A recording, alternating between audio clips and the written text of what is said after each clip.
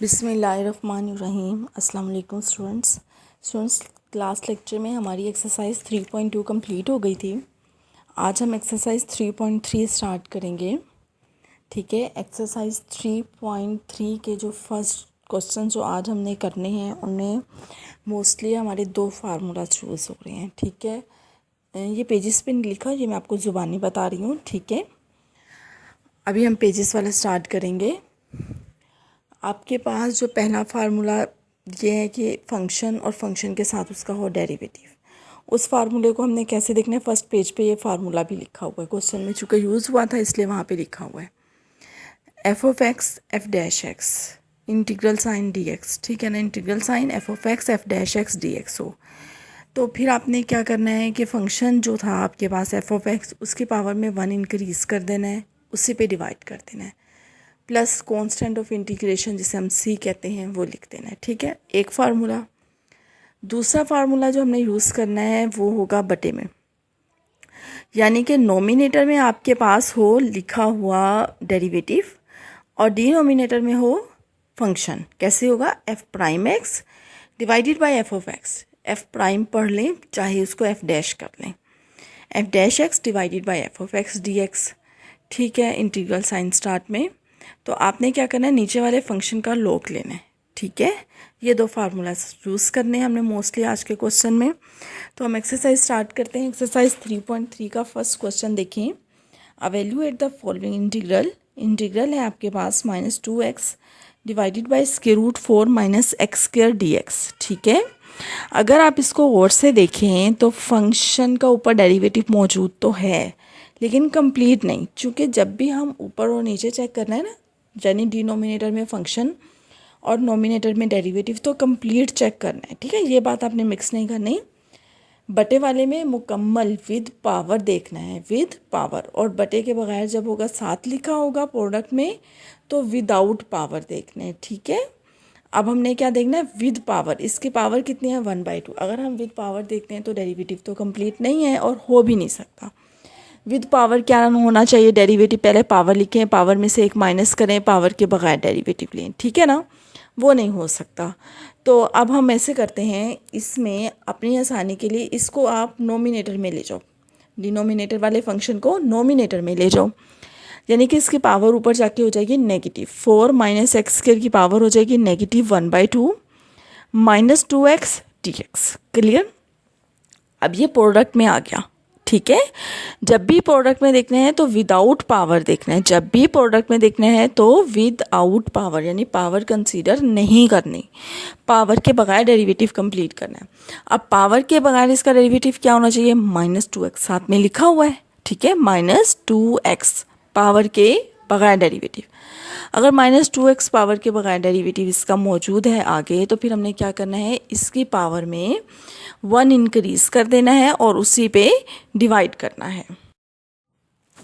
हाँ जी स्टूडेंट्स, जब पावर में 1 इंक्रीज़ करेंगे 4 - x², इसकी पावर है -1/2, जब +1 करेंगे, ठीक है, तो आंसर आ जाएगा +1/2। उसी पे आपने डिवाइड कर दिया, plus c constant of integration लिखा। ठीक है, अब ये जो 1/2 बटे में ऊपर जाएगा तो 2 आ जाएगा, 4 - x² पावर 1/2 प्लस सी। ठीक है, ये हमारा कंप्लीट हो गया। अब मैं दोबारा आपको ये बात रिपीट कर देती हूँ, जब आपने नोमिनेटर और डिनोमिनेटर वाला चेक करना है तो नोमिनेटर और डिनोमिनेटर में जो फंक्शन है नोमिनेटर में उसका कंप्लीट डेरिवेटिव होना चाहिए। कंप्लीट का क्या मतलब है, विद पावर, पावर के साथ कंप्लीट होना चाहिए। जब आप प्रोडक्ट में चेक कर रहे होते हैं तो विदाउट पावर आपने देखना है, विदाउट पावर, पावर के बगैर। इसलिए जब भी हमारा डिनोमिनेटर में फंक्शन होगा अगर तो विद पावर उसका डेरिवेटिव कंप्लीट हो रहा है तो हम लोग वाले मेथड इस्तेमाल करेंगे, आगे क्वेश्चंस में इस्तेमाल भी होगा। ठीक है, और अगर विद पावर कंप्लीट नहीं होगा तो फिर हमने उसको नोमिनेटर में ले जाएंगे, जो भी उसकी पावर होगी वो नेगेटिव में आ जाएगी और फिर हम विदाउट पावर उसका साथ डेरिवेटिव कंप्लीट करके सॉल्व कर लेंगे। ठीक है, उम्मीद है आपको क्लियर हो गया होगा। अब हम करते हैं क्वेश्चन नंबर 2। ठीक है, क्वेश्चन नंबर 2 है dx divided by x² + 4x + 13। ठीक है, x² + 4x + 13 जो है ना, आपने यहाँ पे स्क्वायर कंप्लीट करना है। स्क्वायर कंप्लीट करने वाले क्वेश्चन आप लोग 6th क्लास से करते आए हैं, वही मेथड अप्लाई करना है। लेकिन मैं आपको यहाँ पे बता देती हूँ कि किस तरीके से करें। देखें, जो स्क्वायर वाली टर्म है वो वैसे आ जाएगी, एक्स स्क्वायर प्लस 4x लिखा हुआ है। 4x का मतलब क्या है, 2 इंटू एक्स प्लस क्या लिखेंगे, 4 कंप्लीट हो जाए 2, 2ab वाली टर्म, क्लियर है ना, 2ab। तो b क्या हुआ, 2 का स्क्वायर क्या होना चाहिए, 4, इसलिए हमने +4 लिख दिया खुद से।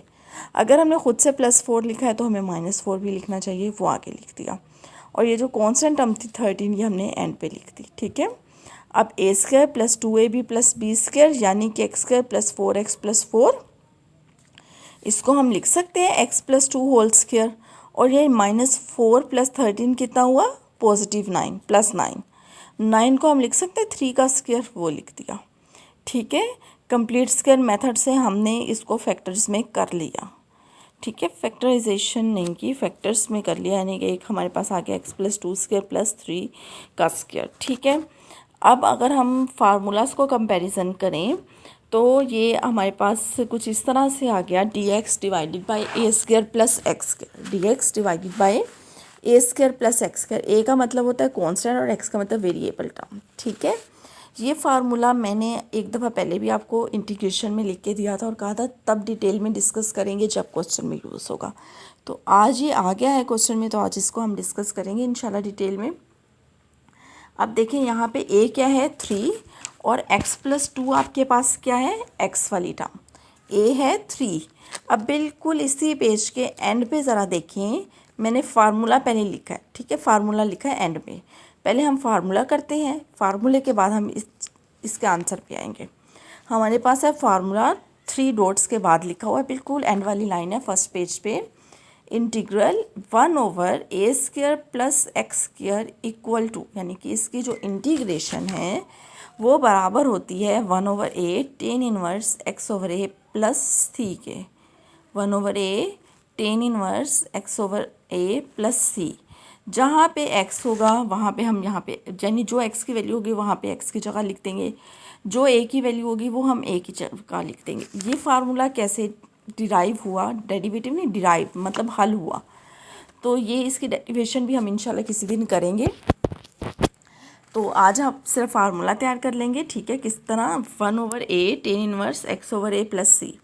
अब ये जो हम करंट क्वेश्चन कर रहे थे, यानी कि जो अब हम क्वेश्चन कर रहे हैं, इसमें a आपके पास क्या है, 3, a क्या है 3, और x + 2 क्या है, वेरिएबल, यानी x की जगह लिख देंगे। तो अब देखिए ज़रा आंसर आपको अब इजी लगेगा। a की जगह क्या लिखना है आपने, 3, तो क्या आ जाएगा 1/3 tan इनवर्स, x की जगह क्या लिखना है, x + 2/3 + c, ठीक है स्टूडेंट्स। उम्मीद है आपको ये क्लियर हो गया होगा। अब हमारा पेज नंबर 1 कंप्लीट हो गया। स्टूडेंट्स अब हम पेज नंबर 2 पे क्वेश्चन नंबर 4 है वो देखेंगे। पेज नंबर 2 पे क्वेश्चन नंबर 4, क्वेश्चन नंबर 4 है integral sign 1/x log x dx, ठीक है, 1/x 1/log x dx। अब ये जो 1/x है हम इसको इस तरह लिख सकते हैं, नोमिनेटर में 1/x करके लिख लें, बात तो एक ही है, और बटे में लिखते हैं log of x। इससे क्या होगा कि हमें क्लियरली नज़र आएगा कि फ़ंक्शन किधर है और फंक्शन का डेरिवेटिव कौन सा है। अब देखिए log x का डेरिवेटिव क्या होता है, 1/x, log x का डेरिवेटिव क्या होता है, 1/x। अब डिनोमिनेटर में क्या लिखा हुआ है, log x, और नोमिनेटर में क्या लिखा हुआ है, 1/x। तो डिनोमिनेटर में फंक्शन और नोमिनेटर में उसका हो गया डेरिवेटिव।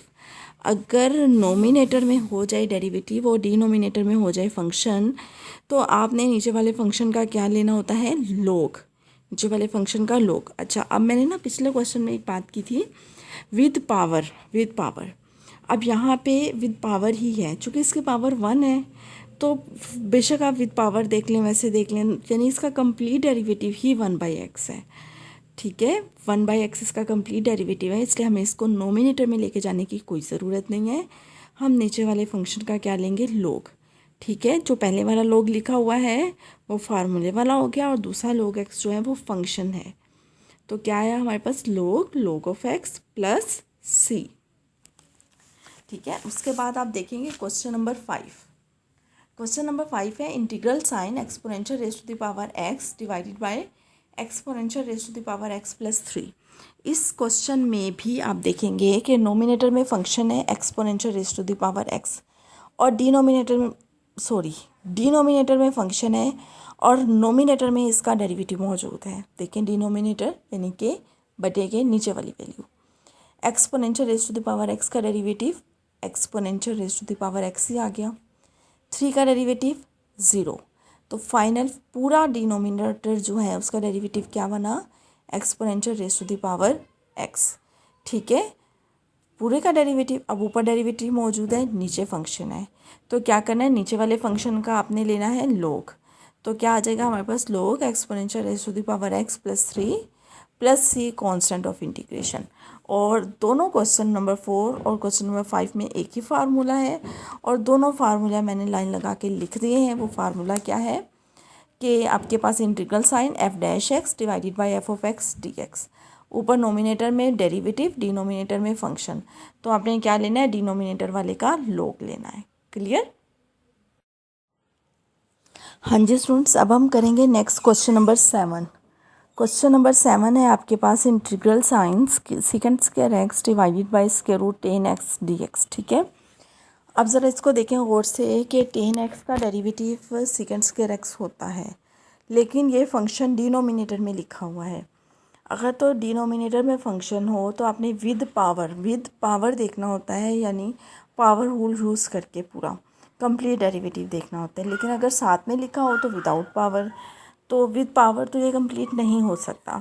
तो हम इसको ऐसे करते हैं कि नोमिनेटर में ले जाते हैं। ठीक है, नोमिनेटर में ले जाते हैं। तो आपके पास नोमिनेटर में जब आप लेकर जाओगे तो 10 एक्स की पावर हो जाएगी -1/2।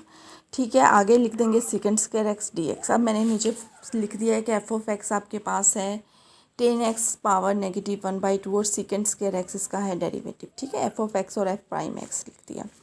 अगर फंक्शन और फंक्शन के साथ डेरिवेटिव हो तो आपने क्या करना होता है, फंक्शन की पावर में 1 इंक्रीज़ करना होता है और होल पावर पे डिवाइड करना होता है।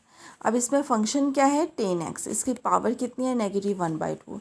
जब आप इसमें 1 ऐड करेंगे तो आंसर क्या आएगा, +1/2। +1/2 पे आप डिवाइड कर देंगे, प्लस सी लिख देंगे कांस्टेंट ऑफ इंटीग्रेशन। तो आपके पास ये जो 1/2 डिवाइड हो रहा है ऊपर जाएगा तो 2 हो जाएगा, 2 10x पावर 1/2, तो 2 स्क्वायर रूट 10x प्लस सी इसका आंसर आ जाएगा कंप्लीट।